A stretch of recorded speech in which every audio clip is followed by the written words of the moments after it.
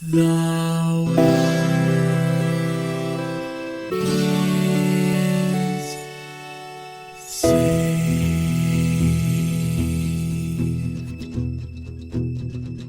The living room's dark, save for light being cast from the big TV screen and the imminent sunrise that's teasing the one starry sky with whispers of morning. Hey, George. Hey, Lions, how's it going? It's going good. 2 resurrected. You should say that to somebody the next time they use the phatic phrase, how's it going? Oh, it's going too good. Resurrected. Just and no follow up, nothing, just leave it and then wait for your HR papers. Well, that's the thing, is that's a huge time saver, because then you never have to talk to that person again. It's true. Yeah. Or at least you've risen the cost of entry. Like they will seriously need something from you before they talk to you again, you know? Or worse. That's like some kind of cult handshake. And this person is now like big into me because they think I'm like a level 8 in their cult. Oh, yeah, absolutely. I mean, I had that literally at work one time when I wore a shirt that said lawful good. And the person said, oh, you play? And you look to your left, look to your right. Yeah, I play. Do you play? Yeah, I play. Well, which edition do you play? It's like, 3-5 for life, ride or die. And it's like, we should talk. 4E. Swing and a miss. One of our supporters is actually a big fan of 4E. We love you. Oh, really? We love you. Everybody else is crazy. Yeah, we do. I wonder who hurt them, but no, it's fine. 4th edition performs at or near expectations. It's just it's not my cup of tea. George, what video game did we play? Dungeons and Dragons 4th edition. Oh my God! Played. Could you imagine trying to do a single episode on an entire tabletop system? We should do that for one of our off episodes now. Oh, Jesus Christ. I don't know if I'm qualified. Anyway, what did we play? We played Diablo 2, Resurrected, The Reckoning. This time, it's personal. So I want to say up front. Sorry, because it would mean you have other addendums? That would mean that for Diablo 1, is this time it was professional. Next time, it's personal. Sorry, continue. They don't really tell you what the hero's deal is in kind of either game. So maybe it was professional. Maybe he's just like a hired hand. I don't know. Yeah, but this time, Deckard Cain got kidnapped. And, so much more story. So much. We'll get to that. So I want to say up front, we played Diablo 2 Resurrected, but I am counting this for OG Diablo 2 for a few reasons. One is you can still play OG Diablo 2, but only if you actually still have your original CD keys. So like you can download it from Blizzard and you can install it, but you have to they don't sell CD keys for it anymore. And so anyone who is going to play this game today, even if you owned the game at the time, you probably didn't hang on to your CD key. So I felt pretty fine playing Resurrected because this is how anybody who plays it today is going to play it. Also, and this is the real important part, is I looked at a list of what are all the quality of life things they did in Resurrected, and none of them are core mechanical changes to the gameplay loop. So if we review this game and it was good, then the original was good. If we review this game and we think it was bad, it's because the original was bad, because there is nothing they did in the quality of life improvements that would make someone who did not like the original say, but Resurrected, where you auto pick up gold, now it's worth playing, right? There's just nothing like that in the game. And I do have a list somewhere, but once I saw how brief it was, I was like, I don't even care about this, because it's not enough to make a difference. And if you're a real hard ass, you can even play the game with original graphics and original audio and everything. So like this is as close to the original game as you can get without like pirating the CD keys or going into your parents' attic. So, and we would never do that because we play all of our games legally and legitimately. So, like all podcasters who review games, yes. Yes, absolutely. Yes, we are a like in Diablo, we are paladins, paragons of the law. Of virtue and ethics, and what what is your nostalgia experience? Oh, no, game. Yeah, the game like the colophon or whatever. So this game originally came out June 28th, 2000, which is only like a couple years after the original. So they're like, oh god, a machine that prints money, make more of it, please. First game, crazy successful. This one went on to be even more successful, as you could tell, since they literally just re-released it. But if you have never played it, Diablo 2 is a direct sequel to the hit hack-and-slash role-playing game Diablo. The games are virtually indistinguishable from one another, except for how much more plus ultra Diablo 2 is. There's more classes, there's more story, there's more primevals, but you still just have the one camera angle. And what is your nostalgia experience for this? I borrowed this game from my neighbor, which I kind of forgot about, honestly. Like, he just had a lot of games, and so he was way older. He was like my older brother's age, and he's just very nice about letting me borrow games. And I realized when we went to sit down and play this, I was like, oh, I never owned this. So this is actually, now that I bought it to play, this is actually the first time I've owned this game, because in high school, when I was playing it for the first time, I was borrowing it. And then in college, when I was playing it on my roommate's computer. So I just never had to give anyone money for this game until now. So I played the ever-loving crap out of it for free. It's it's interesting too, because as much of a RPG fan as I am, it's interesting because I did not really get into RPGs until I was in high school. And there was one RPG that I got really into, which was Dungeons and Dragons, and that persists to this day. The way I got into Dungeons and Dragons was, and this is why we had all that Dungeons and Dragons stuff at the beginning, was because I was going to say this here. We're professional. So the reason why I got into Dungeons and Dragons is because a person that worked with my dad, who was in his 30s, so impossibly old by my standards at the time, he was into Dungeons and Dragons. So my dad would just drop me off at his house, where he, myself, his sister, and one other person would play D&D for like 8 hours at a pop, right?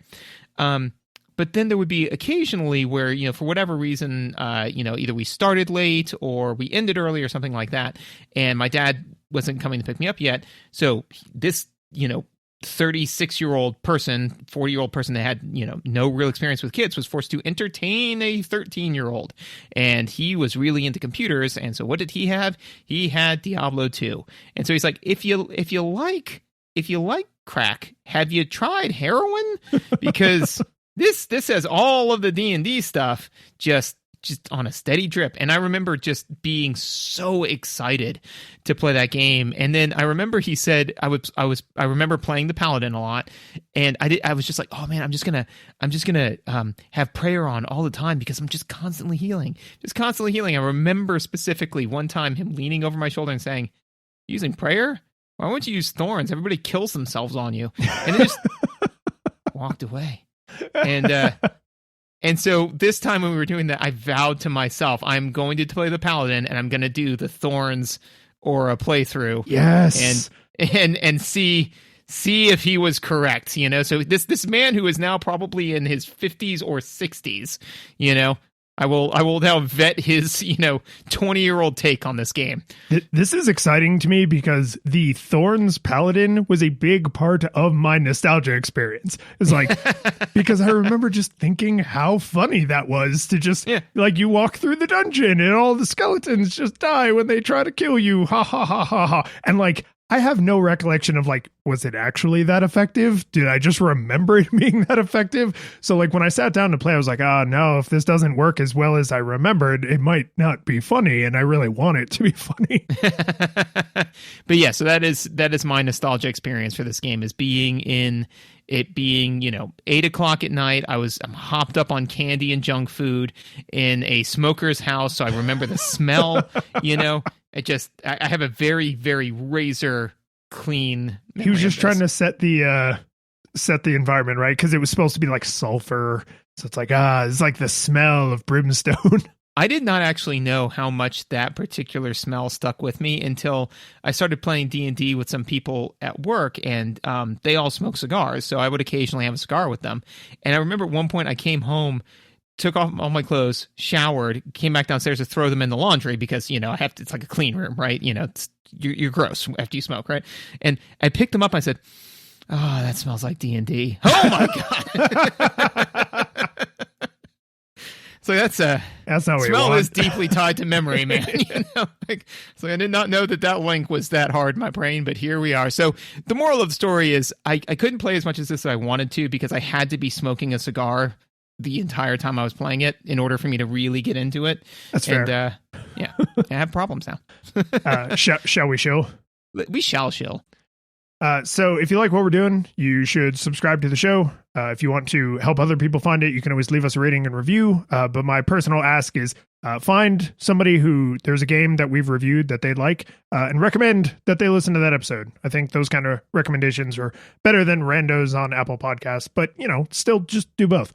If you want to reach out and talk to us, you can do that on the website, on Twitter. I stream pretty much all of the games we play on Twitch. I had a hell of a time streaming this, and I still did it, but like BattleNet kept crashing on me, and then the game crashed on me, and then OBS crashed on me. So like I did do it. Like there's hours of proof that I did it, but like it was not as smooth as it has been other times. When you wire in external hardware over like a Super Nintendo or something, it's a lot smoother. If you want to kind of go and beyond, go above and beyond. It's one of those. I'm not going to check because we don't do research. But if you want to do one of those things, you can actually become a Patreon supporter. If you become a Patreon supporter, you get the after show, regardless of the level you support at. But if you support at a higher level, you can get your name shouted out. So first, we need to thank our 8-bit classics. Kevin. An amazing Amazon. John. A nominal necromancer. Jason. A ballin' barbarian. Yarno. A slick sorceress. And Jacob. A pristine paladin. And our 16-bit hero, Michael. A dangerous Diablo. and also the $1,000 tier this month is for $1,000. Both Lions and I will attempt to max on the bench press, and we'll record it and send it to you. Yeah, I haven't done that in a while. Yeah. Well, and just because we're big into this nerd hobby doesn't mean we don't care about our health and fitness. Oh yeah, absolutely. I mean, they used to call us the waiters because we spent all day stacking plate. Okay, I have to cut you off right now because I know you have like 100 of those. We got to talk about the game. What were the audio visuals like? Shut up. Audio video. Yeah, no, it was good, man. It was as I remembered, which is, and for me personally, aesthetically, I really walk the line between, gritty realism versus fun, cartoony stuff. But given the tone of this game, I feel that the visual aesthetic plays in very, very nicely to it. I feel like it is very gritty and realistic. It's not so gritty that it's like rubbing sandpaper over your eyes. But that being said, I think that it's it's not, what was that one game, that Rocket Rabbit game that we played for PlayStation? Oh God. I knew the name of it until you started butchering it. That game. Well, anyways, so that game was made of JPEGs. Yeah, it was. It is not PS1 gritty. It's Jumping Jack Flash. There it is. Yep. Jumping Flash. Jumping Jack Flash is a song. But yeah, that one. This was not that. I thought that they held up as well as I remember them. Well, and did you toggle it all between old and new and old? I did. I played it with the new on mostly because it's nicer. But I did toggle it on and off, and I said, yeah, all right, and then went to the new. So I kind of had the same experience, and the reason I settled on the new is because I'm playing on this large, beautiful monitor that I have, right? So I was like, if you are looking at this at the correct resolutions, it looks exactly like you remember, which is great. If you're looking at this at modern resolutions, it's a little pixely because it's all stretched out, but it still looks like everything is clear and readable, right? It just can't compete with the, sexy 4K 60 frames of the modern one. But what I really appreciated is in the modern graphics, they didn't. I didn't notice. There's probably a lot of little subtle things, but it doesn't feel like they said like, oh, now we can also sneak in all these additional animations, and oh, now we can also sneak in all these additional particle effects and stuff. Like things basically just look like when you flip on to like, you remember when HD channels first came to cable, and it was like, oh, this is like regular Nickelodeon, and this is HD Nickelodeon, this is regular news, and this is HD news. Like it feels more like that, where it's just the exact same thing, but you've cleaned the crap off of your glasses, right? It's just a little cleaner and smoother. So I didn't really feel that bad playing most of the time with the better graphics. Well, and also too is it's like again, this is realistically the only way you're going to experience the game, so it's like, again, it's not like you're talking to somebody and saying, hey, have you played Diablo recently? Dude, I own Diablo. Oh, really? So what do you think? It's like, oh man, the graphics are garbage, because they are playing it on their old hardware, on their original. It's not. This is not playing the DS remake of Ocarina versus somebody who might actually have an N64 and is playing the original. This is the way that you are likely to imbibe the game. So that's why I was like, you know what? This is just, it's a little bit nicer, so I'm going to go ahead and go with that. But again, the old graphics didn't cause any problems. Some things that this game did that Diablo 1 did not do that I appreciated, and honestly is I could write a whole essay on it, is Alt. I like the Alt key. It's super clutch. It's a great key. The Alt key highlights all of the items, and not only does it highlight all of the items, but socketed items are gray, like a dark gray, and magic items are blue, and super awesome magic items are yellow. Yeah, and then uniques, I think, are like gold. It's like a darker yellow. And then set items are green. Yeah. Yep. So that's the thing, is that like you not only does hitting Alt give you everything on the screen that you could pick up, but it also gives you an idea for, is this even worth me putting in my inventory? Because initially you're like, pick up all of the things, because all of the things have some value, and there's that. And then at some point you're like, yeah, this isn't worth my time. I'm not picking up this, fractured bow or whatever that's going to take up 90% of my inventory and is worth 15 gold. It's not even worth the town portal to hawk the thing. Yeah. I'm a barbarian. Why am I picking up a damaged crossbow or a crude dirk? Like, it's just not worth it. And it's nice because, as we'll talk about later, there's a lot of loot. So much loot. So being able to essentially like judge books by their covers and not have to go any deeper into it is a big time saver, because you need it. Yeah. The only weird exception to that being, and I don't know, maybe this was not me diving deep enough into it, but throwing knives, man, like they are, in my opinion, the cigarettes of Diablo 2, because you could pick up some bolts, you could pick up a damaged crossbow or whatever, but throwing knives, every time I'd pick up throwing knives, I'd sell the stack for like 700 gold or something stupid. Oh, I did not put that together. I didn't know throwing knives were like secret gold. Yeah, I don't know, man. I mean, like this was my lived experience. Now, I didn't rigorously. This is not a very rigorous experiment, but I mean, at least a half a dozen times I picked them up, and every single time they sold for triple digits. And yeah, and I don't know why, but bolts and arrows didn't have the same exchange rate. So throwing knives, every time I saw that, I was like, yes. Anyways, that's more mechanics. Yeah, so ability to find items, super, super clutch. One of the things that is, and this is just a quality of life thing that it didn't have, that I feel like a modern game would have, and I don't know if Diablo 3 had this, which is an ability to hover over an item, even if it's only in a shop, and immediately compare it to what you've currently got equipped.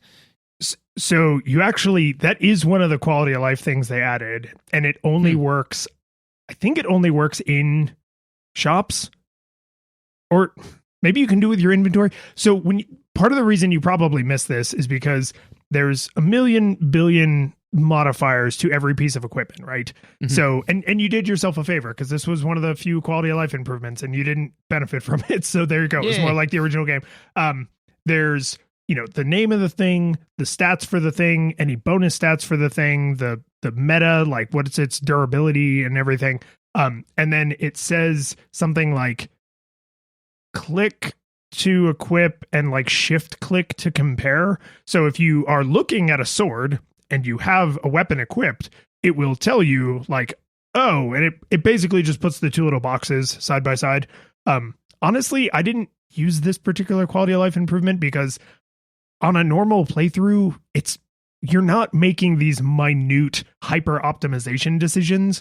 So I actually, like, you didn't notice it and I never used it because it was just like, I can tell if something is obviously better than what I have, and I don't need to like line by line be like, well, it's one more in this row, but it's one less in that row. Oh, but it's two more in this row. Like that happened to me 0 times, but that is there. And I think later it became standard.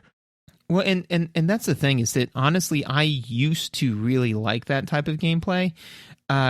I don't as much anymore because one of the games that does that a lot is Borderlands, and I used to love that in Borderlands. Figuring out which types of things do I want to equip so that way they'll synergize, and I don't know, man. Eventually, I liked donuts and got fed all of the donuts in the world, and just got done with that mechanic to the point where I'm like, look, just tell me whether or not it's better to have +2 to prayer or an additional +2 damage, because I think I remember the glass shattering moment where I went off the rails on that, which was I was at work at one point. This was 5 years ago, so not at my current job. I always work at my current job. And I literally said like, okay, well, so let's take prayer for example. I'm like, okay, well, if you have +2 to prayer and you're using it, then ostensibly that means that you would have, what that does is that buys you time. So if you're fighting something with X DPS, then that would buy you Y more seconds, which then over those Y more seconds, you would deal Z more damage. Now, then if you had less time, but this other stat increased, then that would deal you this much more damage. And at some point, like dropped the pen and it clanked across the table. And I said, this isn't why I want to play games, man. So yeah, so I get that incomparables are a good thing, but at some point it's just like, I don't know. Yeah, fine. I'll just have prayer be a little bit better and move on with life until something substantially better. So yeah. Well, and I do think that is an important like thing to know about yourself if you're going to play a looter shooter or a hack and slash RPG is I need to understand the systems well enough that I can play the game and enjoy it. But if it's interfering with your life, maybe don't spend so much time hyper optimizing like, well, this one does a tiny bit more damage, but this one has a slightly faster attack speed. So I should go out into the field and see what my actual like real life DPS is, like not just the calculations. Like, nah, man, it's not why I play video games. It's not why you play video games. It's why some people play video games. Well, and actually, and this is straying way into gameplay, but whatever, is that I think that it's a different game. So one of the things that games like this do, and I think that this game does it very well, which is that there's several different games in it. So there's the run and click on things, right? And the enjoyment of running in and how do I, battle and what things do I pick when and that, like the loot and shoot, right? Portion of it. And then there's the puzzle game, which is played out of combat, right? Where it's how do you maximize for this thing? And they are two different games. Literally, I purchased Teddy his first deck of Pokemon cards recently for his birthday. So we got like 3 starter decks, a fire deck, a dark deck, and an electric deck, right? And so we're playing it, and we also got, for like $5, I got like 100 common cards, right? Because I said, we need to get these common cards too, because first he is going to play the Pokemon game, then he is going to play the puzzle game of making a deck for a Pokemon game, which is a different game. Right. It's entirely its own thing. You don't ever have to play that game. You can, which is why some people don't. They buy pre-made awesome decks because what they want to do is optimize their play, not optimize the deck.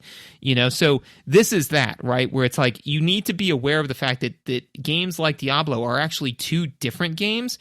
And you don't have to like playing both of them. You can honestly, you can really, really liking the puzzle aspect of it, play hours doing the puzzle, and then set it on the easiest difficulty so you can blaze through, get more loot, and, come back, right? And then play the puzzle some more. So anyways, I know that was very gameplay heavy, but yeah, it's I realized that I'm like, I don't like the puzzle part of the game. So anything that makes me play less of that part is good. Literally every time I was like, okay, my inventory is filled up and I have to go to town and deal with that. I called it shopping. I was like, all right, time to go shopping. Cause it's like, that's about as serious as I was taking it. It's like, yeah, I have to buy food every week, but I'm not scrutinizing every single vegetable. Like, if I need vegetables for this dish, then I need arrows, then I get arrows. Okay, I need to repair my armor, then I repair my armor. I'm not like, oh, but this other one is got magical repairability, and then I won't have to spend gold on repairing it. Nope, don't care, can't care. Like, just and I don't begrudge the people who do. Way back on the audio visuals. The map in this is a lot more detailed than the little quick map in Diablo 1, which 80 to 90% of the time, I think, is a huge improvement. You just look at the map and you're like, oh, I can tell where doors are. I can tell where there's exits between floors. When there's a special thing you have to care about, like a quest item or something, like that's highlighted. It's usually a great level of detail. Sometimes it is a great level of detail that blocks all of the action on the screen. And so for me, is it pronounced Karast, the jungle? I was toggling the map on and off a lot because I just couldn't see what the hell I was doing. Just there's so many trees and they're so detailed on the mini map. And because they're green and the ground is green and the trees are green on the actual gameplay map, it's all just a big green blur. I just can't see what the hell I'm doing. So in most of the dungeons, it's just a thin little line for the wall. And then they're over here. There's a shrine and maybe you care about that shrine. And it's, oh, this is very helpful. But in Karast and in, it's the plains of, I don't know. It's the desert area. At the end of Act 2, when you're looking for Talrash's tomb, the rocks are this pinkish reddish color, and they just kind of contrast in an obnoxious way with the yellow of the sand, and just makes everything muddy and confusing. And I mean, it's not experience ruining, but most of the time the map is useful, so you just leave it on, and then sometimes you're on off, and it's one press, it's tab, right? So it's just on off, on off, on off, on off. So I thought that was is an interesting problem, right? How much additional detail do you want to give in the mini map or maxi map? It's kind of big, takes up the whole screen. How much do you want to in the overlay map to be useful, but to not be a huge distraction? And I think they nailed it about 80 to 90% of the time. But when it fails catastrophically. It's unusable. Yes. And I think that their, answer to that problem is, what one button turns it on and off, so it's not like you have to go into a menu, highlight 3 different things and then click it on, right? It's just nope, this is getting in the way. And especially because combat tends to come in waves, so you can just be there's one Falmer and there's never just one Falmer. So here we go. You turn it off, go kill a bunch of things, then turn it back on and be like, okay, wait, where was I? What am I doing? All of that being said too, though, is I will say that, maximizing for that level of detail on the map, I think, especially for me personally, playing the Thorns Paladin, speaks a little bit to how much direct engagement combat necessitates from you. But we'll get into that in mechanics. So, yeah. 2 other things in the visuals that I really loved is this game has rough day and night and rough weather. As far as I can tell, it doesn't affect anything. It's strictly visual, but it just makes the world feel more alive. Sometimes it's darker, sometimes it's lighter, sometimes there's rain, sometimes there isn't, and it's just nice. It's just a little thing that probably costs them almost no graphics processing power, and it just makes everything feel a little more alive. And the same kind of thing comes through in the towns, because there's the towns, first off, there's more than one. For another thing, there's a ton of people in them, and they all just kind of saunter around in their little area, right? Whereas in Diablo 1, everybody just stood in their exact place. So you always knew exactly where to find them.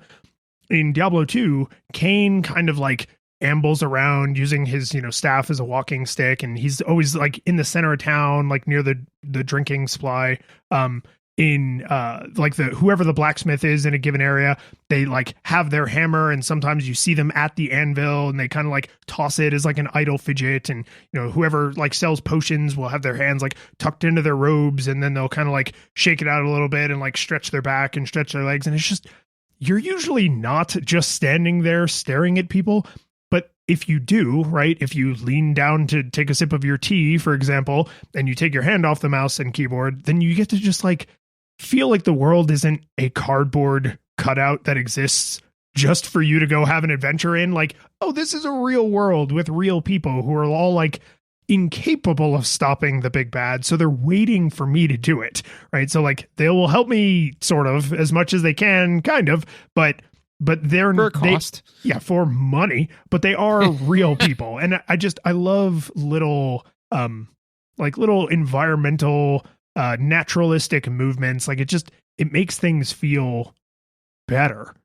Yeah. Well, I mean, to your point, it goes a little bit further to assist you in suspending your disbelief, So it helps do some of that heavy lifting for you, because I was talking to somebody recently about movies, and I was like, I'm fine with a movie doing all kinds of weird stuff until all of a sudden I become very aware of the fact that I'm watching a movie. Then once I hit that point, it's kind of hard to start coming back from it, right? So once you kind of get to the point where, I mean, and we do have lower expectations for video games because they can be glitchy. But, like take a Bethesda game, right? Like Skyrim's a blast. It absolutely is so much fun. But there comes a time in everyone's Skyrim journey or in everyone's Fallout 3 journey where you stop playing Fallout 3 and you're playing, oh, look at the weird dumb thing Bethesda did, So this helps you. This helps you from doing that to where you don't walk up to a person and they're like, "Ho, citizen, how goes it today?" And you're like, "Hey, pretty good. Where's the bathroom?" "Ho, citizen, how goes it today?" And you're like, oh, "Okay, that's all you're gonna say to me. All right, never mind." It just makes it feel a little bit. Even though every time Deckard Cain, I had the patience for Deckard Cain's old man stories as I do for old man stories in general, which is when he's like. When I go up to Deckard Cain, he's like, "Hundreds of years ago, identify my stuff, old man," But it was there if I wanted it, know? So, so that's on me. You can repeat dialogue, right? You can rerun any of the quest dialogue. You can talk to people about stuff and be like, wait, introduce yourself again. Wait, repeat that one thing you said again, right? So like, if you are in a hurry and you like blast through something, you can be like, wait, say that again. Yeah, it's funny because you'd think that might take you out of it, but to me that reinforces it because you are the hero, right? And you are doing what they can't do, so they are willing to be so patient with you that even though they've identified your items hundreds of times, you're like, "I'm sorry, dude, who are you again?" It's like, "No, I understand that I may not be important in your story." Stay a while and oh, he's gone. Oh no, there he goes.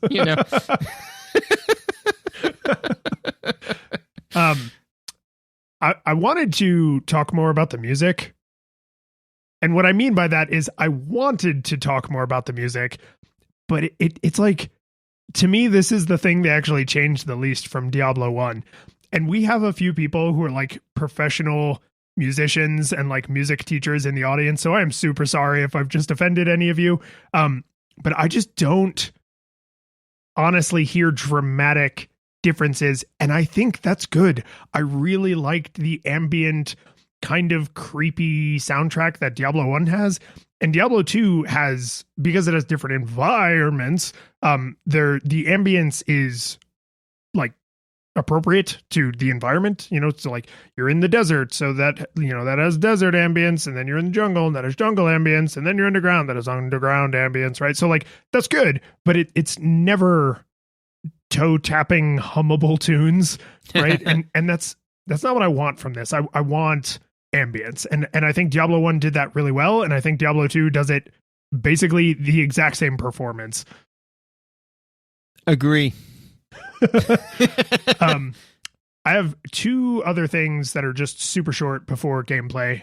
You got anything else in audio visuals? No, just the UI is pretty dense, but usable, and I think it relays all very important information. So that's good. Yeah, that also feels like it's similar to Diablo 1. There's just a lot. There's a lot of numbers. There's a lot of crap on screen. There's a lot of stuff in there, but I feel that the amount of real estate that each one takes up is proportionate to how important it is. So the health and mana are by far the largest. The active ability that you have tied to, right, left and right are like the next biggest thing, and then your litany of potions and all that kind of stuff. So again, I think that they were judicious in the way that they laid it out, which is good because it's pretty intuitive. But that's it. That's all I got. So my two minor things. One is Tyrael and Israel and whatever the other angels are. They have like these long, flowy blue wings. They're supposed to be angel wings because they're angels, but they're like these long, thin blue strands that kind of move independently, but never totally leave the shape of like an angel's wing, like a big, cartoony bird wing. They're stupid. I thought they were stupid when I was a kid, and as soon as Tyrael came on screen when I booted this game up, and because he's like in the opening cutscene, this game has cutscenes, lots of them. There's Tyrael's like he looks like a knight in armor with like a hood up so you can't see his face. His wings are stupid. I don't like his wings. All the angels have wings like that. It is very stylized and artistic, but I was just I surprisingly, a lot of my nostalgia for this game was apparently attached to my hatred of Tyrael's wing design, which was just a weird feeling to be like, I hated those when I was in high school and I hate them now. Yeah, and they didn't change that in Diablo 3 either. I remember in Diablo 3 thinking, these angels have weird wings, and it's a choice, and they're sticking with it. Yeah, I mean, that's just what they look like, and that's fine. I don't know, it's stupid. I thought it was stupid when I was a kid. I think it's stupid now.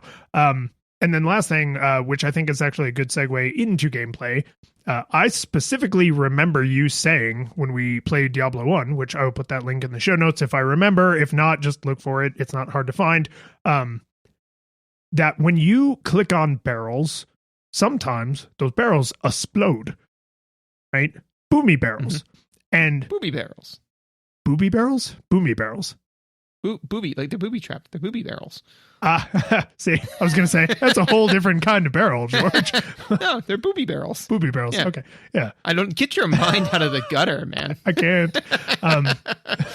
So when you click on I can't say it, dude. When you click on an exploding barrel, I can't.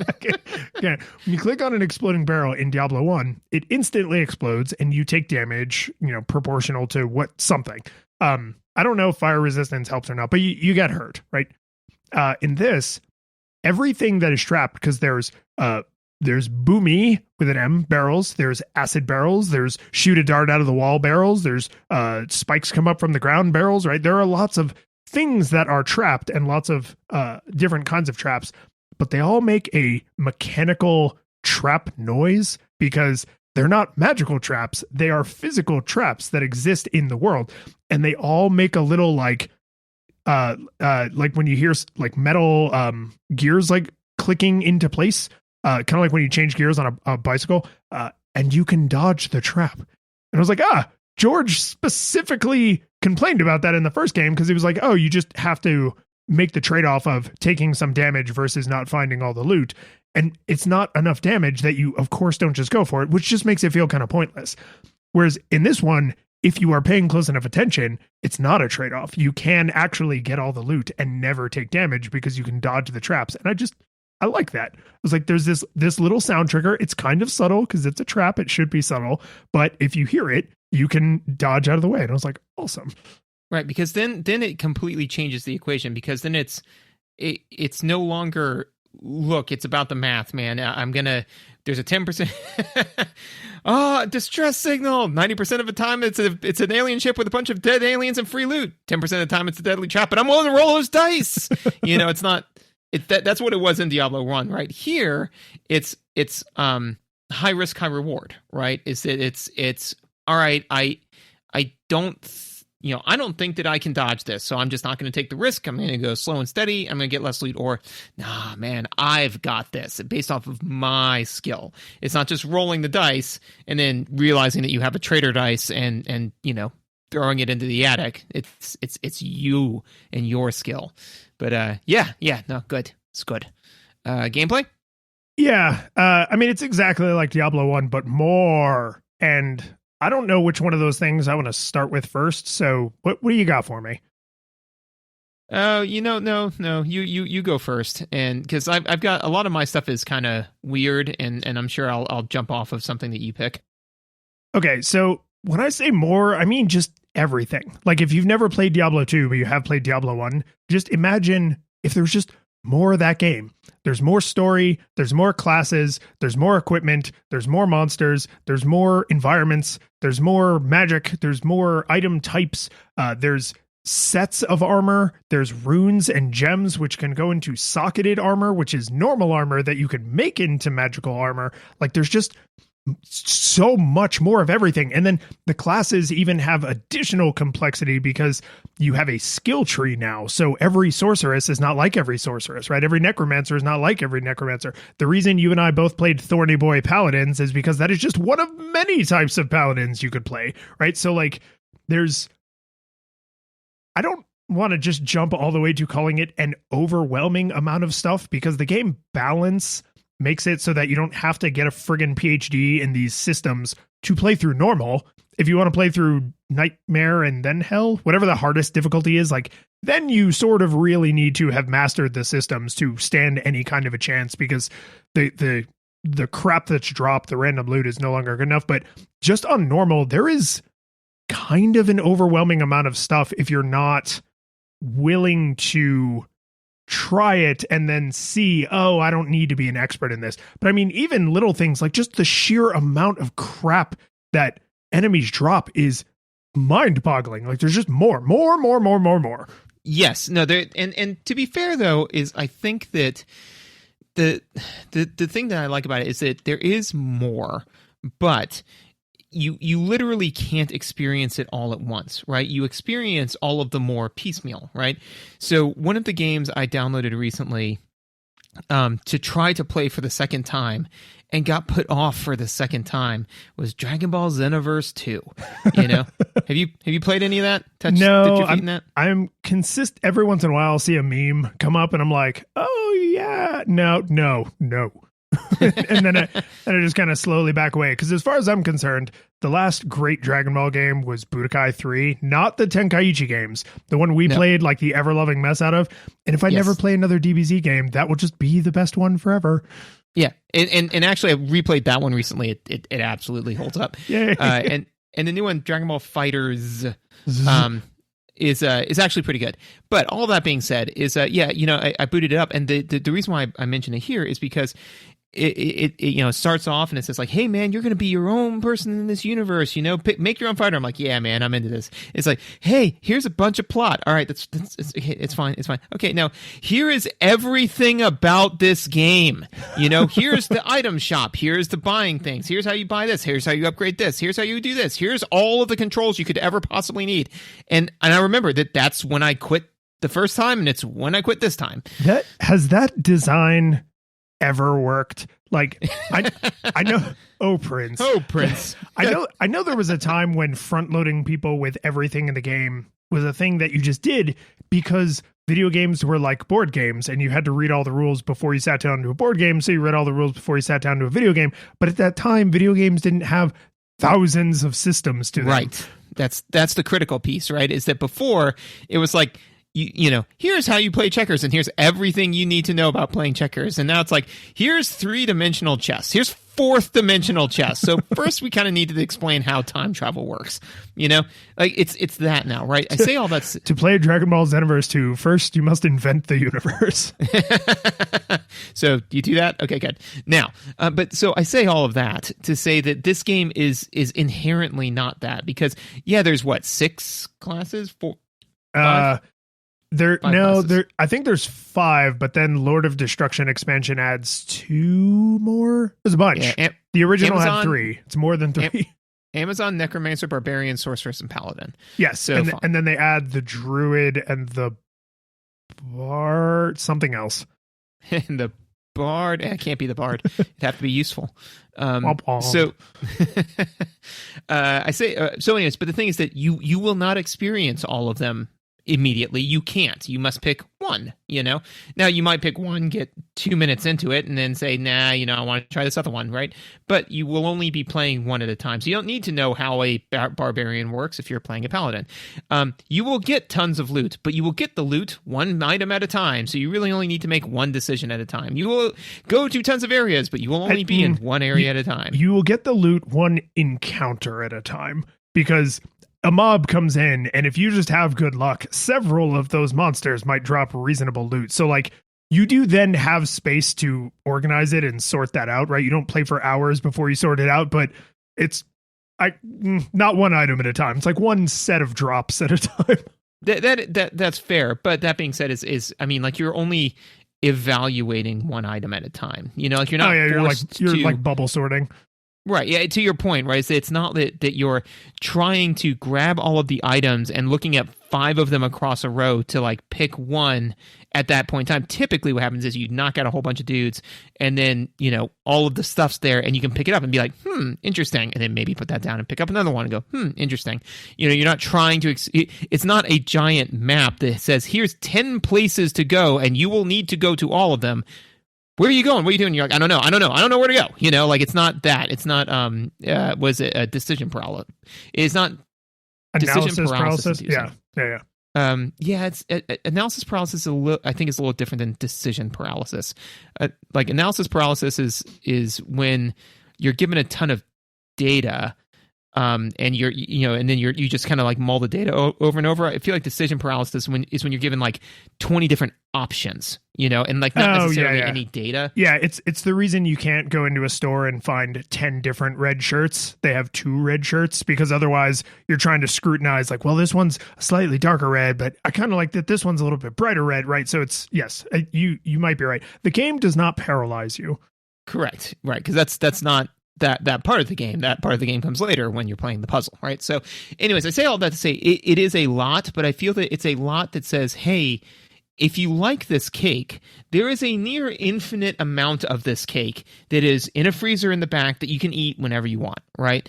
As opposed to, if you like this cake, eat it fast, because we've got a whole bunch of it and it all spoils in 5 minutes, Yeah, and for me personally, the way I came to, they're not trying to force feed me the cake, is that I started to feel overwhelmed by the amount of crap I was picking up, and I fell surprisingly into like deeply comparing, like, well, is this better than that? And what about this?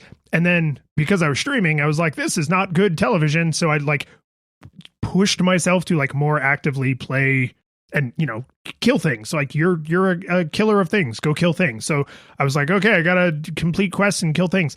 And then when I realized that these micro decisions were not having a dramatic swing on my ability to succeed or causing me to fail, then I was like, oh, they didn't say I had to eat all this cake. They just said there is a near infinite amount of cake, right? And so once I arrived at the exact place you're talking about, then the overwhelming feeling lifted, and I was like, oh, I could stop eating cake whenever I want. But at first, especially coming from Diablo 1, where like gear matters so much and levels matter so much, I did feel a lot of pressure I was like, oh crap, there's 5 bows that just dropped from that mob. Which one is the bowiest bow in all of Bowington? And then when I realized it doesn't really matter that much, I was like, oh, okay. As long as I'm happy with the bow I have, then we're good, man. So that actually leads me to one of my notes, which is, intrinsic versus extrinsic rewards, right? So this game, in my personal opinion, leans heavily into an extrinsic reward system. Man, that's tough, because that implies that there are some intrinsic rewards to this. And I don't know. I mean, yeah, I guess like literally it can't be 0 unless someone is like holding a gun to your head. But I mean, it's high fantasy gambling, right? Like, that's, you're not spending money, but it's like, what is the next loot drop? Like, I would say this game is borderline. If it's not 100% extrinsic motivation, it's close. It's really close, right? Because the thing is that when you actually, the way to think about it is if there were no levels and there was no loot, would you ever play this game? I mean, once the story's good. I mean, but no, you'd read the novelization of it. You'd read a graphic novel of it. Like there's no, you know. Yeah, I guess if the combat was slightly more real time. No. Okay, no. As it stands, it stands, probably not. No. I mean, because that's the thing, and the story's fine. Because then it's just complicated page turning. Yeah, that sounds like turning a page with extra steps. Yeah, so I mean that's the thing, right? Is that is there's no, as opposed to a game like Mass Effect, right? Where there's levels and there's stuff and there's great story and all that sort of stuff, but the moment to moment combat matters, right? The same thing with Borderlands, right? Great story, but the combat, great, tons of loot, but running and gunning and shooting matters. Here, I mean, especially, and this is a bit on me/us, playing as the Thorns Paladin, you just kind of like walk into an area and you let everybody kill themselves on you and then you pick up their stuff.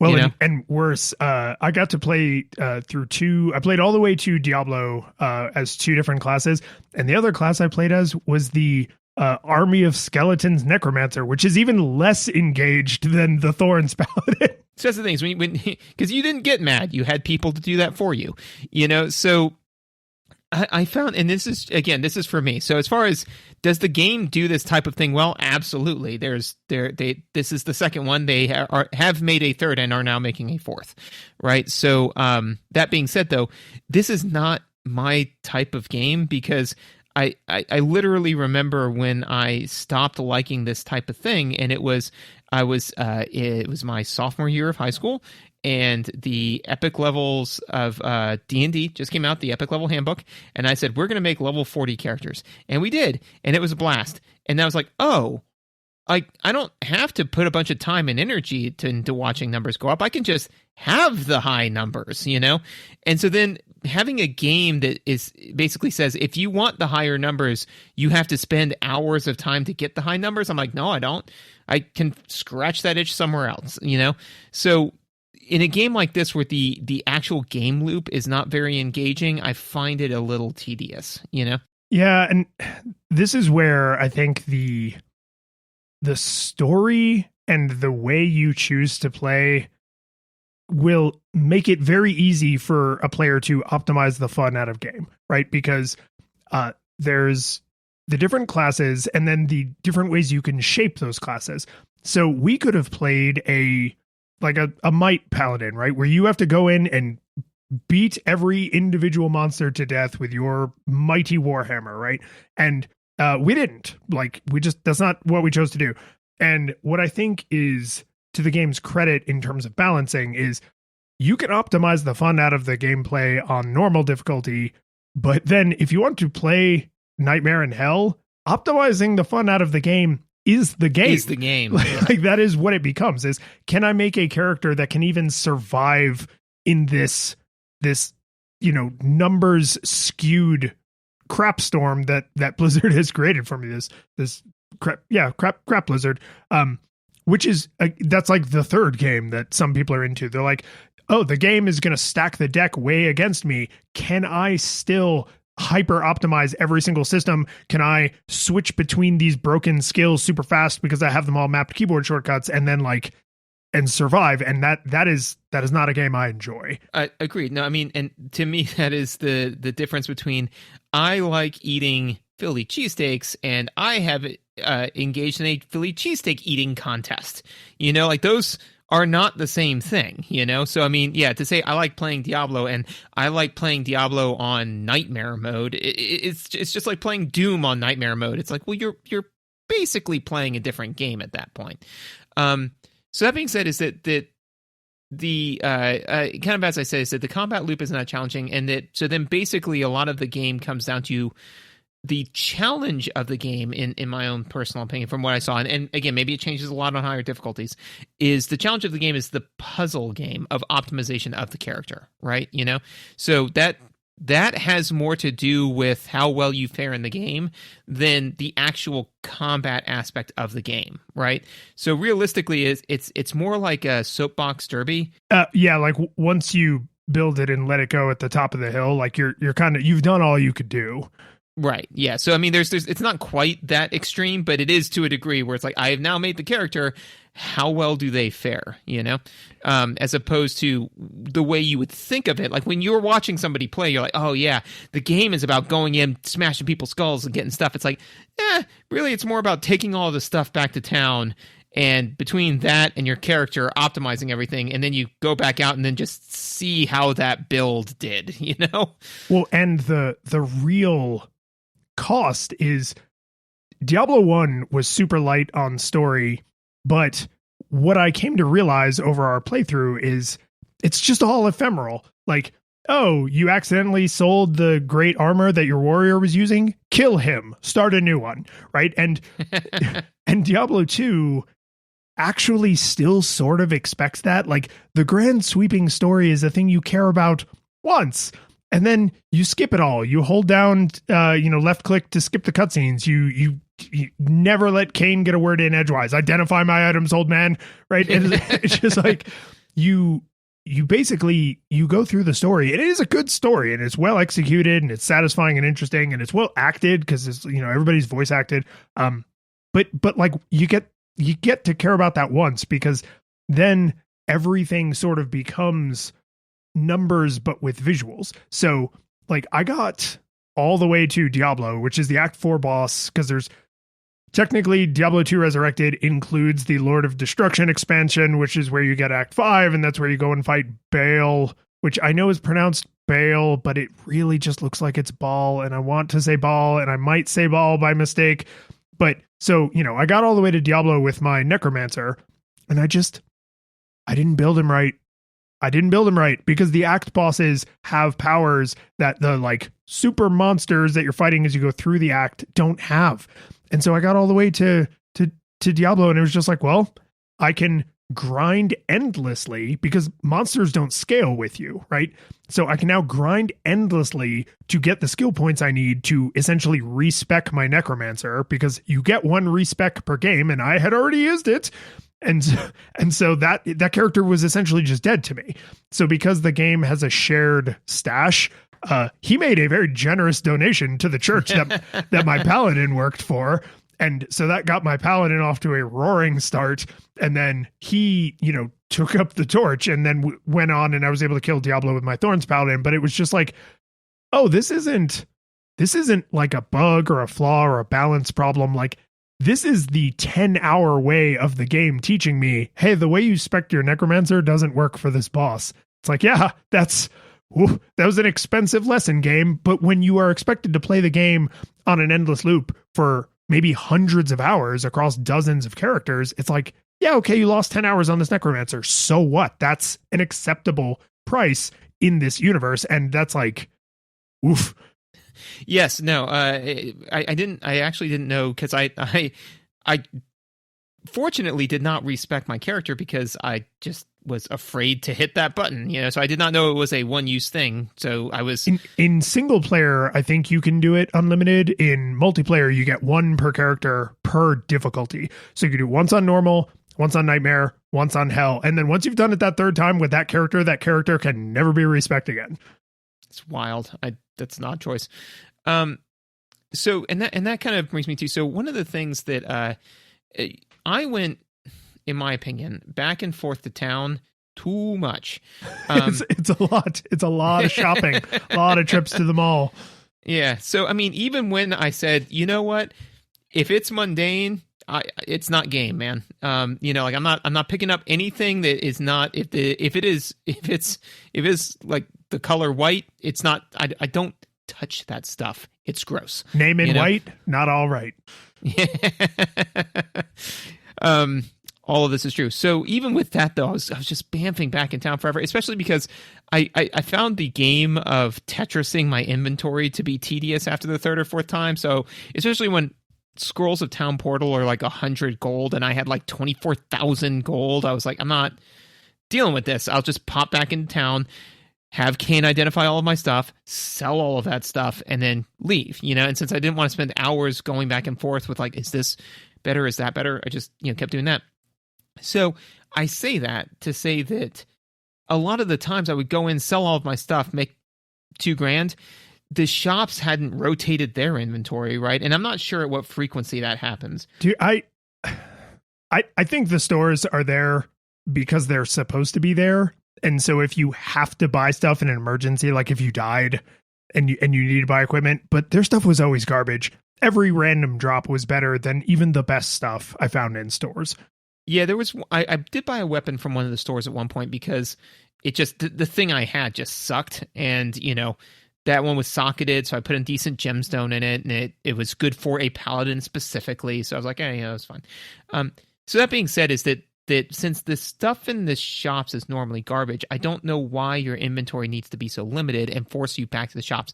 They should be forcing you back to the shops at a frequency that matters, right? So, i.e., if let's just say the average shopkeeper has an item that is worth buying at a 5,000 gold increment, then you should kick me back to the stores when I have accumulated approximately 5,000 gold worth of stuff, right? Like that should be the frequency of that. So that way, when I do get forced back to the shop, I can then go shop around and say, oh, hey, that looks pretty sweet. I'll give that a try, or something of that nature, right? So forcing me back to the shop to sell a whole bunch of stuff and then go back out and back to the shop, it's needless tedium. So why do I have all of this gold then? I now have a ton of money that is it's almost like money in D&D 5th edition, where it's like, I've got 10,000 gold. It's like, hope you like living lavishly because you can't buy magical items, There is the one person in every town that you can gamble with, and it's almost always garbage, but sometimes it's not. And this is what I think is funny about this mechanic is everything you just described is factual. And the emotion that I think you were getting at is factual, because what they have optimized, or what they seem to have optimized for, is just the thrill of getting stuff. Not that it mechanically will serve a purpose 9 times out of 10. It's almost always you translate this found equipment into gold, right? So which then translates into nothing. But that's the thing, is it translates eventually, once you have enough money, it translates into gambling. So you cut out the middleman of killing monsters to gamble on the loot drop to literally just gambling directly in town. So you can, if you consider killing monsters is one way to pull the arm on the slot machine, giving money to the guy in town who lets you gamble is another way to pull the arm on the slot machine. So you can never be somewhere in Diablo where gambling is not allowed and encouraged, right? And I think if you took that out, right? If you went super extreme and you just said, characters don't have equipment. You have your stats and you have your skill tree, and that's how you get stronger, right? You combine skills in interesting ways and you pick which stats are going to get stronger, and that is how your avatar gets stronger. But instead you have this extra layer of loot. And the difference with loot from, loot buffing you versus stats and skills is stats and skills are things you have to earn, and they come slowly, and loot comes at a tidal wave, devastating, drowning, like in that one scene in Harry Potter where they accidentally touch the cursed treasure and it starts multiplying and it's hot and it's crushing them against the walls. That is basically the speed at which you get loot. But some people, myself included, I do see the enjoyment in that. I don't want to cater too much to that enjoyment because I think it can become unhealthy, but I do understand the little thrill of is that thing that they just dropped? Especially, we didn't even mention, there's a whole panoply of things hitting the ground noises in this game. So if you hear the amulet noise or the ring noise, those are rare. So there's a little extra thrill than if arrows fall or a potion falls, because that kind of crap falls all the time, right? So there's all these little things to give you these tiny little drips of excitement that, even though they generally don't pay off, right? They're like party poppers where it's hey, streamers, and then it's done. Without that, the whole game would be totally different. If you lifted that dopamine gambling drip out of this, it would not be Diablo. No, it's a Skinner box, and that's fine. If you're willingly putting yourself in a Skinner box, but and again, when I was young and I was introduced to this stuff, I absolutely loved the Skinner box. And at some point, I managed to say, I don't I'm not going to put myself into a Skinner box. So now when I start to recognize it, I like inherently kind of revile it because I'm like, no. I said, I said I wasn't doing the plunger penis again. I'm not doing it, you know? It's a Roger Smith quote. Anyways. Do I bleep that? I feel like I don't know. I'm going to leave it. All of this is true. So what I think that this game could really benefit from, and again, you know, like the we're reviewing it to say like, you know, where did it stand up, where did it fall short, and I think that, you know, again, when comparing it to modern systems, there are literally games that are Diablo knockoffs in the sense that all it is a Skinner box. That's all it is, right? So does it hold up? Yeah, it's a very this Skinner box is as good as modern day Skinner boxes. But if I were to give it notes, a crafting system would be cool. You know, a way, because and it could be, you know, let's just say that a normal item drops at like a 1% rate or something like that.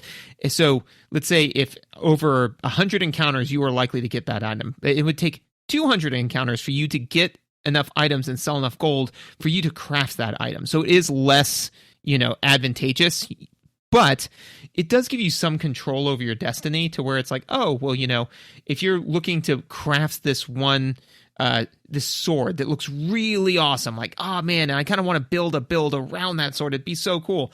It's like, yep, you can do that. Just, you know, it's going to cost you 50,000 gold. It's like, all right, well, I just did a drop with the shopkeeper for 2,000, so looks like I got some work to do. But then every item that you pick up that isn't worth something feels like you're moving towards that goal, you know. So it doesn't feel like I pulled the lever and I got, you know, bankrupts, right? Or I got whatever Robotniks across the thing, right? You know, I think that would just be kind of a nice way to, again, and it would just be another mini game. It's all mini games, right? So it'd just be another nice little mini game, but that mini game I would actually like to play.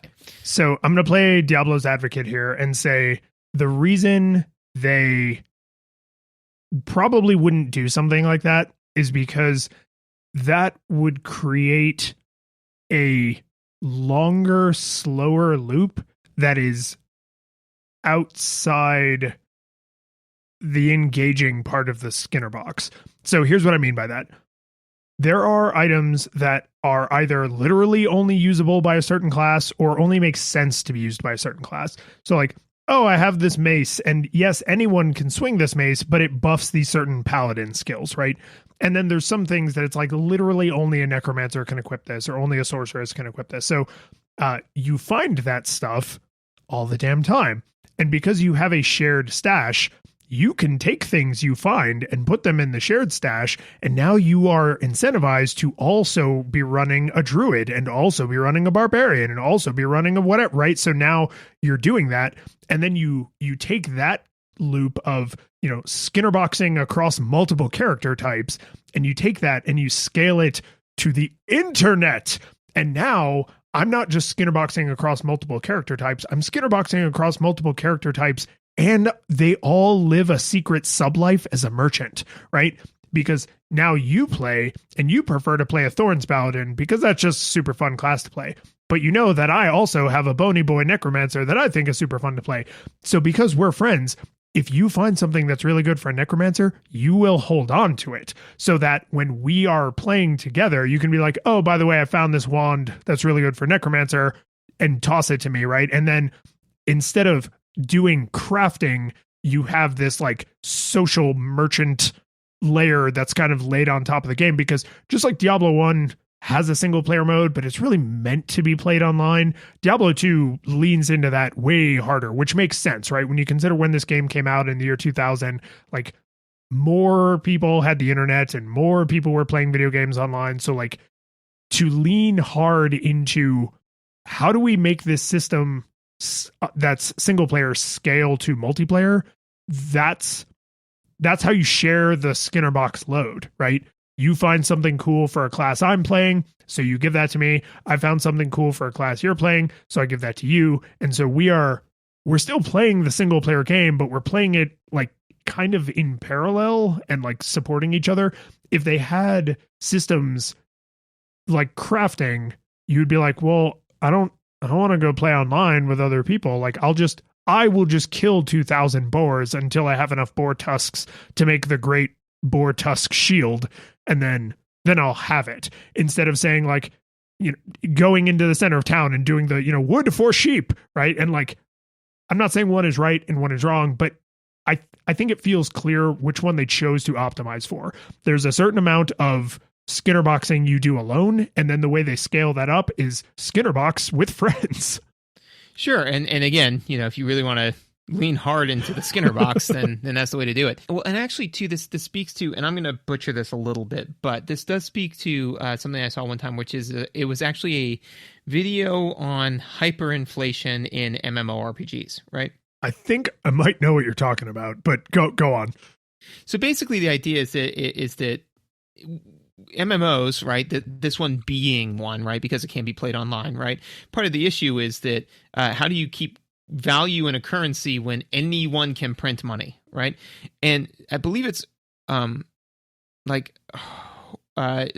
gems. So long story short is that the Diablo 2 community realized relatively early in this game that gold's worthless, and so they actually stopped using it as currency and started using, I think, gems or something else. They started using a third currency. So like, for example, if you said, hey, I've got this awesome bony boy, like item, like, do you want it? It's like, yeah, sure. I'll give you 10,000 gold. No, there is no amount of gold you can give me that will make me give you this, but I will trade you for this particular item type, Yes. Yeah. It's not a pure barter system because they still were using a type of currency, but it's like currency plus, right? It's bartering is very common, but there's still this other thing that kind of can be used like money, even though money exists. It's an alternate currency, right? So it's like saying, hey, the Russian ruble has hit hyperinflation, so all rubles are now worthless. But if you have British pounds, I will trade you in those. So like you need to go get British pounds because. But also, like 60% of the time, business is done in the pound sterling, but 40% of the time it is just a direct trade.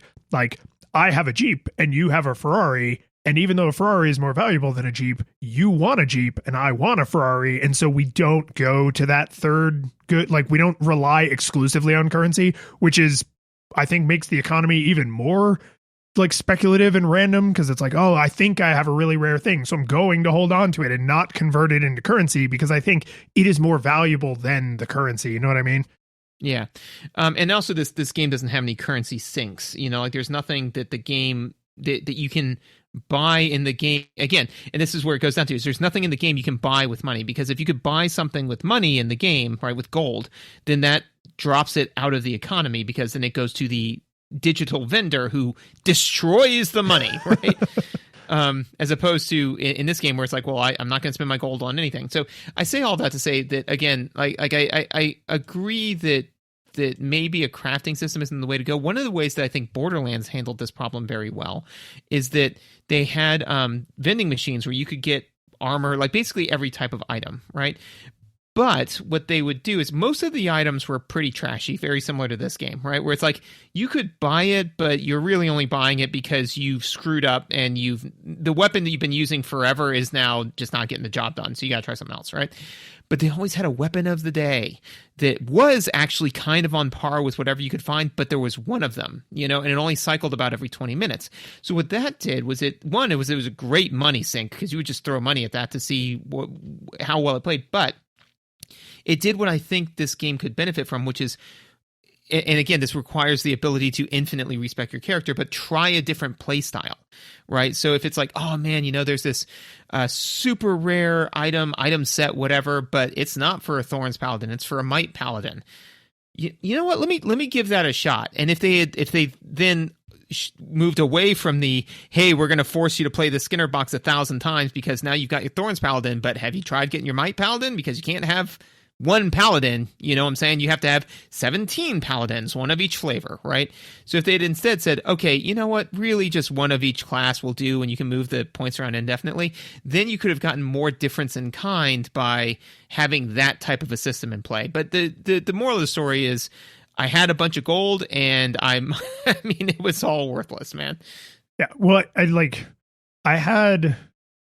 think when I stopped with my necromancer, I had like literally half a million gold, and I had been leaving money on the table, right? Like I didn't take every single magical item to sell it. I didn't do every single thing I could. Like that was just walking around money. And that was even after, because if you put your money in your personal stash, when you die, you lose like 10% of it or something. But that's better than dropping all of it if you have it on your person. If you put it in a shared stash, nothing happens to it. So once I realized that, I was like, oh, now my money is all in like a friggin' Caribbean secret no tax account. So, I threw myself at Diablo a few times, and I just couldn't beat him with the way I'd spec my necromancer, but it wasn't even costing me anything except time, right? So like all of the in-game penalties had been essentially thwarted, which further devalued the currency, because I was like, now I'm not even at risk of losing this thing that wouldn't harm me if I lost it. So it is weird to basically the only thing I ever spent money on where I felt like I need to have money available to do this was to resurrect my mercenary. And just as a tangent into that, this is one of the additions that I actually big thumbs up on. I think the inclusion of set items is more Skinner box fodder, and the inclusion of gems and runes is more Skinner box fodder. And that's not bad. It's just more, right? The inclusion of the mercenaries, and especially because there's different types, and within each act, there's different types. It's a nice new system that felt like, oh, there's some interesting synergies I could do here, right? Because like my necromancer had I forget what they're called, but the mercenaries from Act 2, they basically have a paladin aura, but they only have one. So it's like, oh, do you want one that will make you hit harder? Do you want one that will heal you a little bit? Do you want one that will make you take less damage? And so you can now hyper spec into one thing because this person is like covering your weakness, which feels like the entire point of having a teammate, right? I'm good at this. They're good at that. We work together. And when you then switch your class, like maybe they need a different mercenary, and maybe you like, oh, these enemies are, fire enemies, so I'm going to go and get a sorceress that has ice magic, right? And you can kind of like move that around a little bit in a way. It's not as flexible or powerful as like completely respecking a character, but it does give you a little bit more like, oh crap, I hyper optimized for fire magic. I could really benefit from some ice magic, so I will go get a mercenary who has ice magic, and then that will help me through this part. And it is one of the few inclusions in the game that I'm like, no real notes. Like I like the mercenary system, and I like calling them hirelings. Fair enough. I have just a couple of other, two other moderate things. One of them is, what is the point of durability in this game? It's it's there to give you something to spend your gold on. Exactly. It is, but it's not enough. It's not enough of a money sink, right? No. So it's just another, again, so one, your inventory is too small, so you have to go back to town way more often than realistically you should need to, right? And then when you go there, it's just one other place you have to go. You go to the person, because they make you go back to town so often to exchange your stuff. You go to the person, you sell all your stuff, you go to the blacksmith, you click the button that says, and thank God there's a button that says heal all of my inventory, because if they made me click on each individual one, I'd be actually frustrated. But it's like, yeah, man, that just cost you 50 gold. I'm like, out of the 25,000. Okay, so who cares? Like, didn't even notice it was gone. Yeah, right. I mean, like, I just, it's literally like somebody being like, hey, man, that's $5. Here's a 50. Just forever leave me alone about this. So to me, it was, again, I could understand it being a money sink, right? And it would even make more sense if it was like, and I'm sure that it does, where it scales a little bit by like item rarity. So the rarer the item, the more money it costs to heal it. But it would have been really cool if they, even if they just really jacked up the the cost difference between maintaining the durability on like a standard item versus a rare item versus a set item, because then you could say, all right, I'm only going to wear this super rare item when I super really need it, because when it starts to lose durability, it's going to cost me thousands of gold, you know? So I kind of like, at that point, you're kind of renting all of your items, you know? But that being said, it could have been, that could have been an interesting mechanic. But yeah, to me, I was like, this is just another stop when I'm in town, that if I just, and the problem is if I forget to do it, it has ramifications. So it's just more tedium, you know? Even there, you can forget several times, right? Yes, like you can. There is a wide margin of error, and it warns you when your equipment is about to break. You get the little, up in the corner. Yep. So like you got to really, really bone yourself into breaking a piece of equipment. Someplace I think they actually do the like pressure really well is with the way potions restore health, like on a timer, right? They don't instantly restore all of your health. Yeah, Rejuvenation potions do.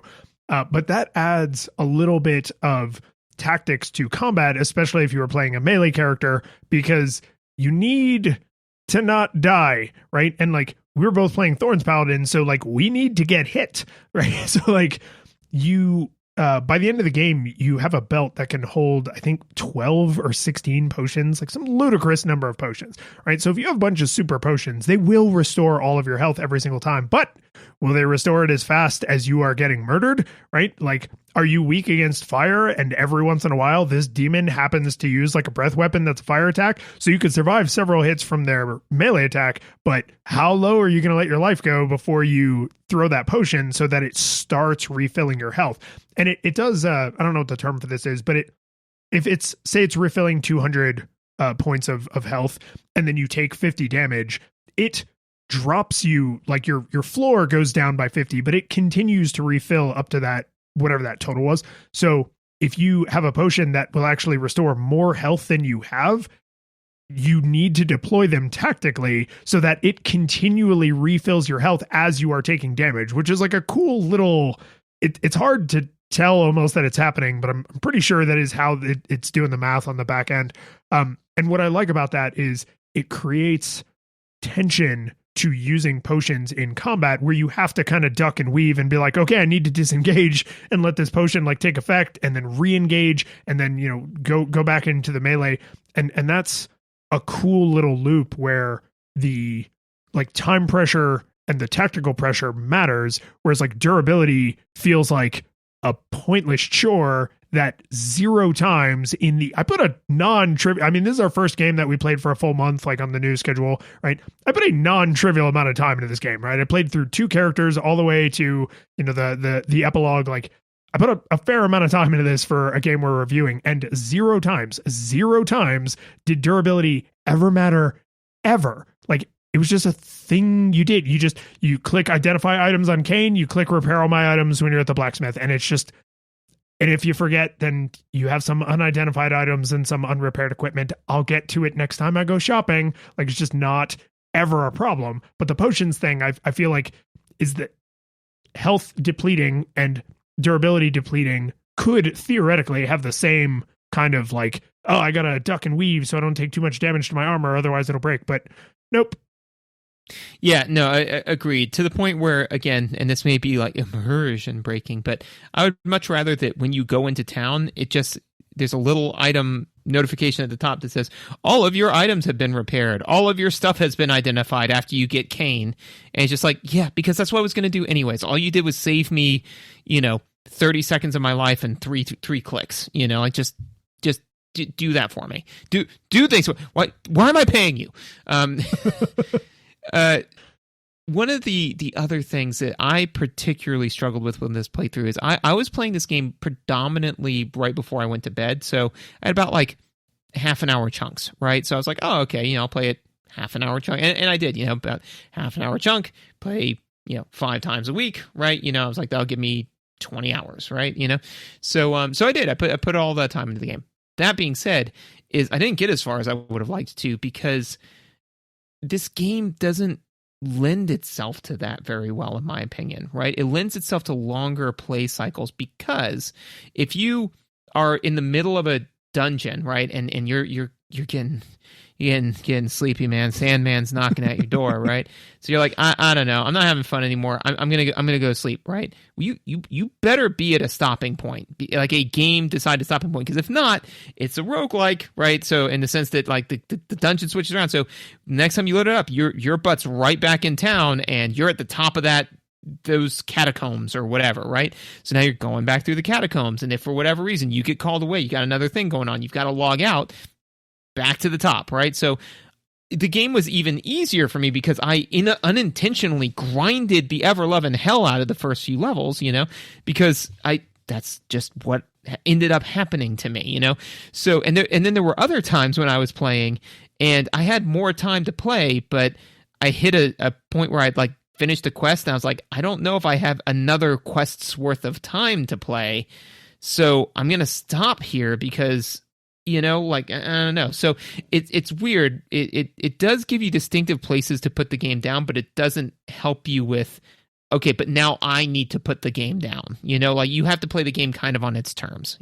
Yeah, which I never hold that against a game, right? I try not to hold that against a game, but I am like I think you are getting at, very aware that sometimes makes a game unplayable for me, right? Like, I think I talked about this when we reviewed Phoenix Wright, it's like, don't stop in the middle of a trial because you may now be locked out from critical information and you don't want to restart the entire trial. You're just struggling with this one bit of witness testimony.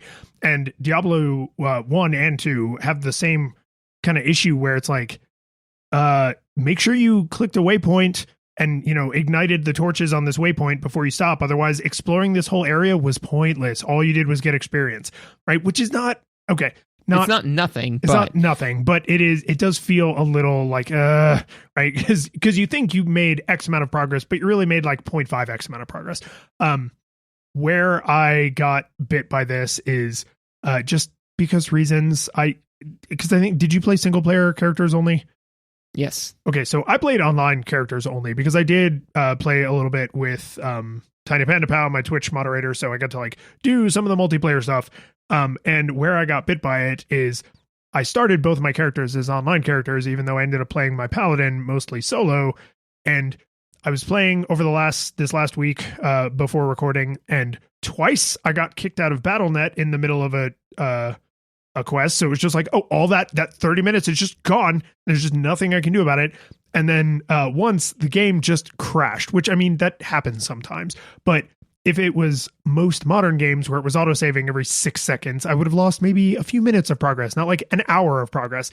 And what brought this to light for me was kind of the one of the other facets of the problem you're talking about is this game has quests in a more formal way because there's more story than Diablo 1 had, right? It's not just like, oh, hey, you killed this big bad. We're happy about that. That was a quest you didn't even know you were embarking on, right? Because the quest in Diablo 1 is kill Diablo. And everything you do along the way is either an obstacle to killing Diablo or in service of getting to and killing Diablo, but they're not like, there's no narrative. Not really.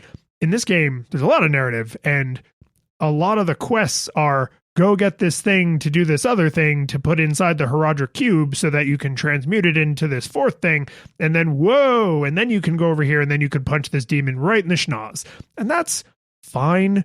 But one of the times the games crashed on me, I was literally in the room with one of the MacGuffins and I just hadn't picked it up yet, because when you change stuff in your inventory, it is saving your character silently constantly. So if I had just gotten that stupid thing into my inventory, even though when it crashed out I would have lost all the dungeon progress, I would have at least had the MacGuffin. But I didn't have the MacGuffin. I was just in the room where the chest with the MacGuffin was.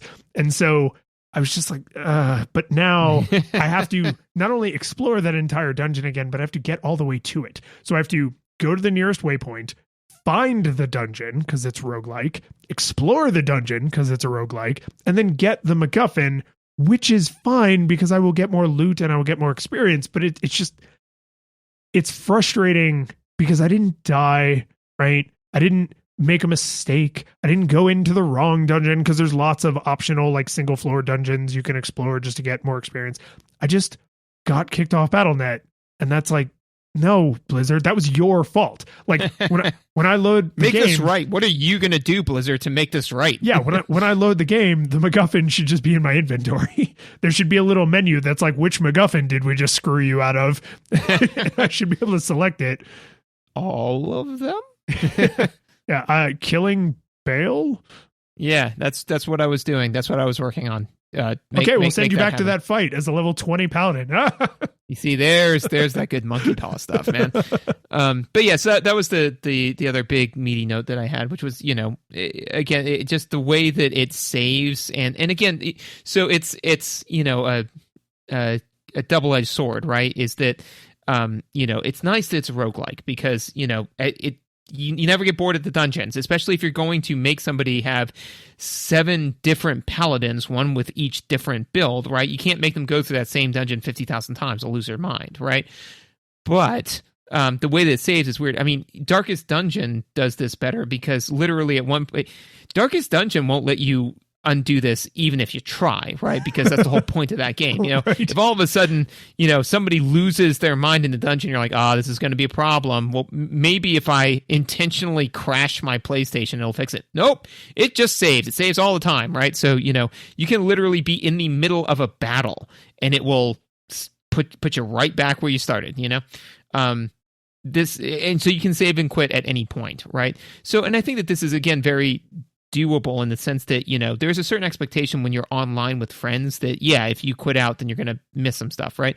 But especially on a single player game, it would seem straightforward, which is like when I save and quit and I'm in the middle of a thing, just lock that dungeon for me, save where I'm at, let me quit, let me come back to exactly where I was, and then I'll keep going. And then if I ever return there again, then randomize that stuff right up. But just let me have a life and play this game, please. Well, and this was Diablo 1 single player was not a roguelike, right? It's a rogue-ish where each game entire game is randomized, but if you don't restart the game, and we talked about this as like the only way you can grind is by starting a new game using the same character. Diablo 2 removes that bit of confusion, but at the cost of exactly what you're saying is you can't now save in the middle of a dungeon. You can't just stop and walk away, even in single player mode, because just like with Diablo 1, single player mode is really just training wheels for multiplayer. They wanted you to be playing online with other people because that social layer takes some of the bitter taste off of the Skinner box, right? Like, or worse, that social aspect of it makes you feel that you owe your teammates to continue playing the Skinner box. Right. Yeah. So it's a spoonful of sugar, right? It forces the medicine down. No, what it does is it puts a drug addict in with other drug addicts. It makes sure that you're doing drugs with other people, so that way they keep you hooked on drugs. Yeah. So good game though. The last thing I will say about that, because we've been harping on the Skinner box aspect of this a lot, is the most critical thing that they did not do with this game originally or in Resurrected, and that they didn't do until Diablo Immortal, and Diablo Immortal can go die in a fire, is you pay for this game once and then you're done. Yep. You don't have to pay to play online. There is no mechanism by which to give Blizzard money to get better equipment, right? You can't rich kid your way to victory. And so if you say, I like gambling, but I don't want to lose my house, right? I want the feeling of gambling. I want the Skinner box mechanics. This game will 100% accommodate you. And if you say, I would like to enjoy those Skinner box mechanics with other Skinner box addicts, they say, here's every Skinner box addict in the world. Play with all of them, right? Play with any of them. Play online, but play with none of them. Do whatever you want, right? So like, I don't get the same enjoyment out of that as I did when I was a kid. But as an adult, what I'm able to appreciate is that's a pretty like fair deal, right? I give you money and then you will let me do this thing I enjoy as much as I want, which I think like ethically does line up more with like a single player game. Like, I bought the game. Now let me play it. It's your game. It's your art that you made in your way, but now let me play it more or less on my terms. Whereas Diablo Immortal and lots of other Skinner box likes that have, or Diablo likes that have come after, you can rich kid your way to victory. And I have no patience for that. I have no tolerance for a game where that is even possible. Like Genshin Impact. A lot of people are like, I think you even said like, oh, yeah, I checked it out. Like, I'm going to see what it's about. And I was just like, oh, game has a bunch of gacha mechanics. Nope, not interested, because I just know that deep down, they will never truly design a game that can just be fun on its own terms. It will always, there's this that's a real drug addict, right? That's a real recovered alcoholic. There's this specter of like, but you could give us more money. And it's like, no, I just want to play the game. And it's like, hey man, you go, you play the game. I mean, you could give us more money though. And it's like, no, I said I'm not gonna. No, you said you're not gonna. It's fine. But you could though. You always could. And I think that to your point, right, is that I think that back when this game came out, the idea of like a Genshin Impact, which, you know, it's fine, man. It's just a little, it's good.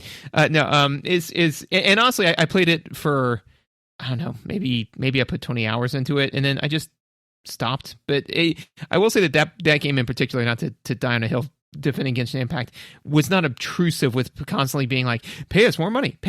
You know, I have played games where, you know, it is very much so, hey man, that's fine. And you hit what everyone calls a paywall, right? Where it's basically the game becomes unplayable unless you start paying, but it's only $1, man. You're like, yeah, I'll put $1 into it. And then all of a sudden the paywall is like $50, you know, like over time, right? And I think that that's where this type of game ultimately led historically. But at the time, it was like, hey, man, we found a way to hack your brain so that way you love playing our game. You know, so what does that mean? It means you're going to talk it up to your friends and we're going to sell more copies of it. But then we're done, you know? Then eventually people are like, oh, wait, but what if we could keep selling them stuff? It's like, promote that man, you know? So incentivize that employee. So this game is the person who was creating extra strength opioids for outpatient surgeries, right? And then, you know, so somebody in a plaid suit, you know, outside of a pharmacy said, hey, what if we just give them to people that didn't go through surgery? They also have money. So, you got anything else? The one other thing I wanted to mention, just because we had both complained a little bit about it in Diablo 1, and it is unchanged in Diablo 2, but I heard that they've actually changed this in Diablo 3 and are planning to further tweak it in Diablo 4, is the developers, I didn't look into this, somebody in Twitch chat explained this to me, the developers apparently were aware that, like, Scrolls of Identify and Scrolls of Town Portal are, like, kind of stupid, and the way you can like spam potions, like you can keep your inventory open and essentially have an entire inventory full of potions, right? So you can just spam healing potions and take down challenges you have no business taking down because you're stim packing yourself to victory, right? It's not great. And some people they just see you walking in with a dialysis machine, but it's filled with potion, you know, and it's like, yeah, you know, it's like, let's do this thing, Diablo. Yeah. Come on. It's like, dude, you don't look well. I'm fine. Fine. It's none of your business. Don't tell me how to live my life, you dead bastard. But I'm not going to take advice on living from a dead man. There it is. There's the quote. Yeah, that was the one. It took, what was that? Three iterations. That's not bad. Yeah, it's not bad. It's good workshopping. So I was willing to do that with what I could fit in my belt, right? So I would potion spam with what I could fit in my belt, but some people will potion spam with what they could fit in their whole inventory, plus the inside of their Herodric cube, which gives you 12 more inventory slots.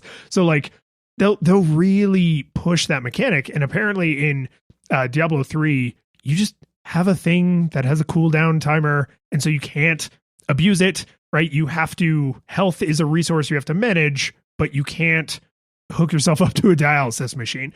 And I think Town Portals and Scrolls of Identify also went the same route, where it was like, this is a thing you can do. We're not going to make you manage Scrolls of Town Portal, because that is just, they are essentially free because gold is so abundant and monsters drop them. Like, I never, ever was afraid of running out of Scrolls of Town Portal, ever. And once you get Kain, Scrolls of Identify are pointless. Yeah. Then they become completely obsolete. Yeah, in Diablo 3, I think they use health orbs too, which is a good mechanic, because then you have to kill things before you can get health back, you know? So, but yeah, so what do you think, man? Hold up?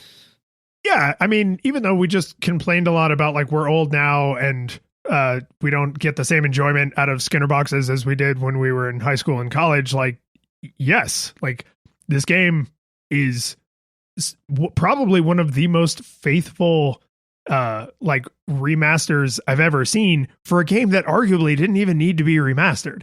Like it's the reason the list of quality of life improvements is so short is because they didn't really got it need right to, the first time. Yeah, they didn't really need to change that much. And it's not that this formula has no room for improvement. Like personally, I have come to like the looter shooter more than the hack and slash because the looter shooter is more real time. And even though I suck at FPSs, as I've said many times, hey, no, buddy, come on, champ.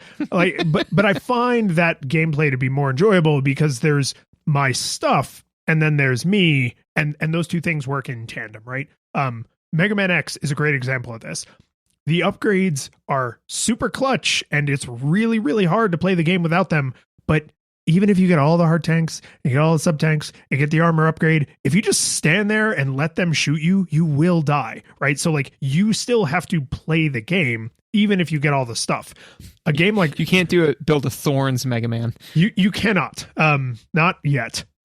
No, there's 3 more Mega Man X games we haven't played good yet. God, probably in Mega Man 6. You know, I mean, looking at the way the series went. But anyways, that's maybe. not the point. But in a game like Borderlands, the loot matters so much, but you playing the game also really matters, and I have come to prefer that balance.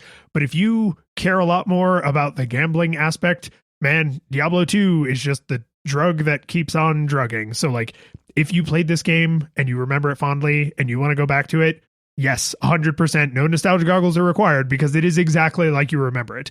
If you've never tried it and you're like, oh yeah, I like Diablo 1, but I never got around to playing Diablo 2. Like, yes, totally. It is more of Diablo. But it is no longer a taste that I'm as fond of as I once was. And that's a little sad, but like as a piece of art, yeah, no nostalgia goggles required.